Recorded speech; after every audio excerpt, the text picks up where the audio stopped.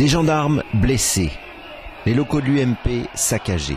La manifestation du 28 octobre 2010 contre la réforme des retraites à Charleville-Mézières a dégénéré. Jeudi, 7 manifestants ardennais mis en cause faisaient face aux juges de la cour d'appel de Reims. Ils avaient été lourdement condamnés en première instance, des peines toujours pas comprises.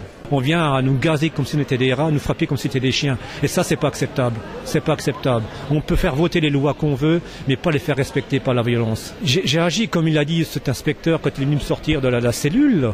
Il m'a dit, on sait bien que vous n'êtes pas quelqu'un de malfaisant. Il m'a dit la prochaine fois, ne pas réagir avec votre cœur.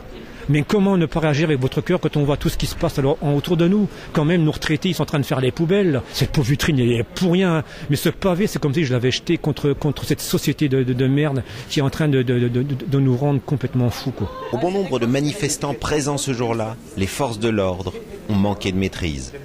Le jugement de Charleville était vraiment injuste parce qu'on a bien senti tout le monde qu'il y avait une provocation policière et que les manifestants n'ont fait que d'avoir une réaction épidermique, on va dire. Le point de départ de cette affaire est un film amateur réalisé par la police. Une caméra avait été planquée dans un immeuble face à la permanence de l'UMP.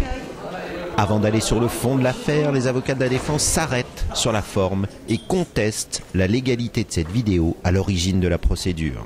Le jugement de première instance est venu en fait nier l'évidence. Donc forcément, lorsqu'on filme un cortège de gens qui manifestent en exerçant leur liberté de manifester, on doit être autorisé à filmer ce cortège. Or là, en l'occurrence, il n'y a pas eu cette autorisation préfectorale fixée par la loi. Lorsqu'on exerce justement une liberté, c'est seulement la loi qui peut permettre de restreindre cette liberté.